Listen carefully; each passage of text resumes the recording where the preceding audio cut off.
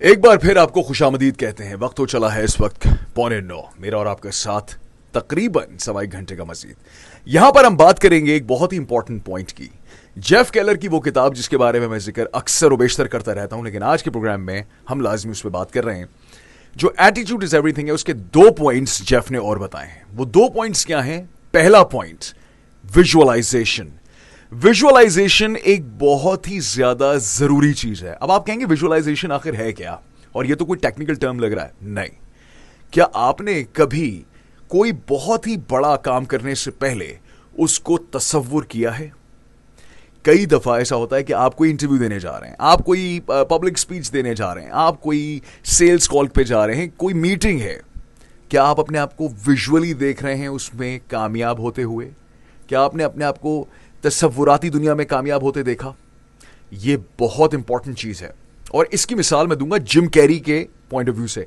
Jim Carrey ने 1994 में अपने आप को एक चेक लिखा था $10 मिलियन का। जिम कैरी एक बहुत बड़ा अदाकार है, I am sure that you know that. उसने वो $10 मिलियन का चेक लिखा, उस पर लिखा कि rendering for the services of acting paid to Jim Carrey, यानी कि जिम कैरी ने अपने आप को एक चेक लिखा, उस पर लिखा $10 मिलियन, और उसने उसके नीचे डेट लिख दी कि थैंक्सगिविंग थैंक्सगिविंग 95 की, कि उससे पहले मुझे $10 मिलियन मिलेंगे। ये उसने अपनी जेब में रखा, और वो डेली बेसिस के ऊपर उसको देखता, विजुअलाइज करता। उसने अपने इंटरव्यू में, हालिया एक इंटरव्यू में, और कई दफा पहले भी वो बता चुका है कि उस डेट से 10 दिन पहले उसको $10 मिलियन का चेक मिला था उसकी फिल्म डम एंड डम्बर से। ये मैं क्यों कह रहा हूं? क्योंकि अक्सर लोग विजुअलाइज नहीं करते अपने आप को, अक्सर लोग नहीं करते विजुअलाइज। वो कहते हैं यार इससे कोई फर्क नहीं पड़ता, और जो सबसे खतरनाक बात है, वो अपने आप को विजुअलाइज करते हैं as a failure.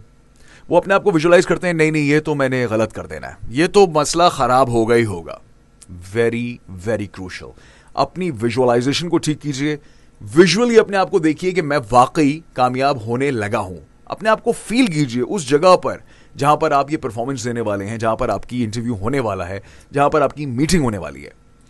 Very important. यहां से हम चलते हैं अपने अगले गाने की जानिब। द रीजन बीइंग, क्योंकि हर पॉइंट, हर एक क्या कहते हैं उसको, बीच के दौरान मैं आके आपको बातें बताता रहूंगा। So don't go anywhere and let's see what we have in store. अब अगला गाना जो हम आपकी तरफ पेश करने वाले हैं, जनाब Ali Abida Parveen would be on the